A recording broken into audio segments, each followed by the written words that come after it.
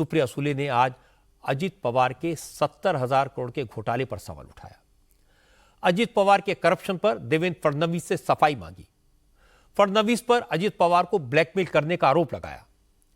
आज सुप्रिया सुले ने India TV से एक्सक्लूसिव बातचीत में अजित पवार को लेकर देवेंद्र फडणवीस से 3 सवाल पूछे।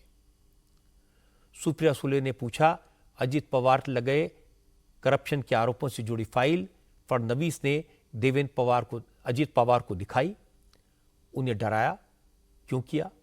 सुप्रिया ने कहा कि प्रधानमंत्री नरेंद्र मोदी ने पब्लिक मीटिंग में अजित पवार पर 70,000 करोड़ के घोटाले का आरोप लगाया था।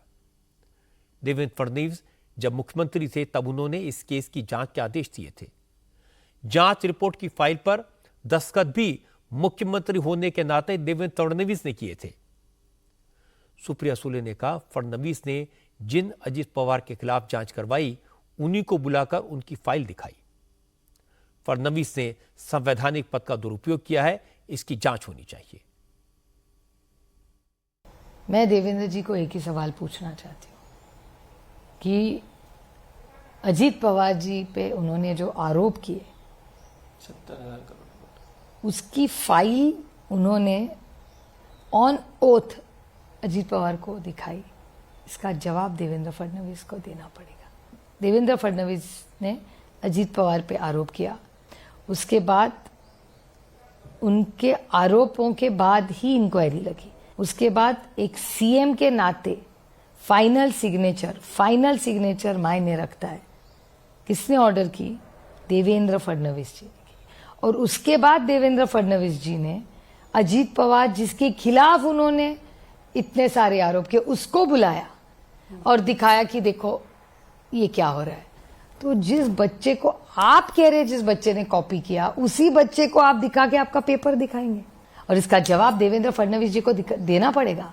उनके प्रेशर में आर पाटिल एक ईमानदार आदमी था, इसलिए अपने ही पार्टी के नेता से बात करके उन्होंने शायद इंक्वायरी लगाई होगी, लेकिन वो होम मिनिस्टर थे। Final authority is chief minister of Maharashtra. तो अजीत पवार की इंक्वायरी आर पाटिल ने नहीं लगाई, अजीत पवार की inquiry Devendra Fadnavis as CM Maharashtra लगाई। ऑन ओथ होते हुए भी उन्होंने अजीत पवार जी को बुलाया और फाइल दिखाई। ये गलत है, इसकी इंक्वायरी होनी, और वो भ्रष्टाचार की फाइल है। ये आरोप हमने नहीं किए, मैंने हमेशा उसका खंडन किया है। ये आरोप देवेंद्र फडणवीस जी। अजित पवार के खिलाफ चुनाव लड़ रहे योगेंद्र पवार भी अपने चाचा पर पार्टी और परिवार दोनों तोड़ने का आरोप लगा रहे हैं। योगेंद्र ने कहा, अजित पवार ने परिवार और पार्टी की विचारधारा से समझौता किया और बीजेपी से हाथ मिलाया। योगेंद्र पवार ने कहा, उन्होंने कभी नहीं सोचा था कि उन्हें अपने चाचा के खिलाफ चुनाव लड़ना पड़ेगा, लेकिन जिस तरह अजित पवार ने पार्टी तोड़ी उससे परिवार के लोग दुखी हैं।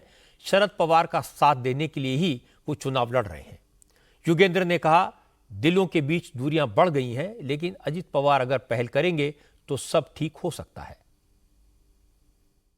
चाचा के खिलाफ या किसी के खिलाफ मुझे खड़ा रहना पड़ेगा, ऐसे मैंने सोचा भी नहीं था। सबको लगा कि पवार साहब के साथ खड़ा रहना चाहिए और हम सब ने मिलके वैसा हमारा निर्णय लिया। हमारे घर में पहले से अलग अलग विचार के लोग थे, आज भी है, पर घर एक रह सकता है, ये हमको जो हमारी परदादी है उन्होंने ये संस्कार हम पे दिए हैं, और उन्हीं संस्कार को लेके हम सब आगे जा रहे हैं। आइडियोलॉजिकली मुझे अभी वो लगता नहीं कि हम साथ आ सकते हैं। दूरियां काफी बढ़ गई, दूरियां काफी बढ़ गई है, दिलों की ऐसे नहीं, पर आइडियोलॉजिकली हमारा परिवार हमेशा बीजेपी के खिलाफ था, बीजेपी के विचार के खिलाफ था, और आज भी हम जहां कल थे आज भी हम सब वहां ही है।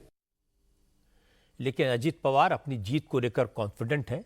अजित पवार लगातार बारामती में कैंपेन कर रहे हैं। आज अजित पवार ने कहा, उन्हें बारामती के हर वर्ग का समर्थन मिल रहा है। पिछले 30 साल से वो बारामती की सेवा कर रहे हैं। अब बारामती के लोग ही ये फैसला करेंगे कौन सही है कौन गलत है। पण अधिकार आहे त्यांना मत मागणे. उनको भी वोट मांगने का अधिकार है। मतदाता मुझे भी सुनेगा, उन्हें भी सुनेगा। उसके बाद ही उन्हें जो सही लगेगा वो उसे वोट करेंगे। पण बारामती के लोगों ने मुझे पहले ही चुनाव से बहुत प्यार दिया है। जब मैं युवा था और 30 की उम्र का था, उस वक्त के लोग आज 60 साल के हो गए हैं। उन लोगों के साथ मुझे नौजवानों का भी समर्थन मिल रहा है। महिलाएं बड़ी संख्या में मुझसे मिलने आ रही हैं और ये उत्साह 20 तारीख तक इसी तरह और बढ़ता रहेगा, इसकी मुझे उम्मीद है। येत होत्या, भेटत होत्या.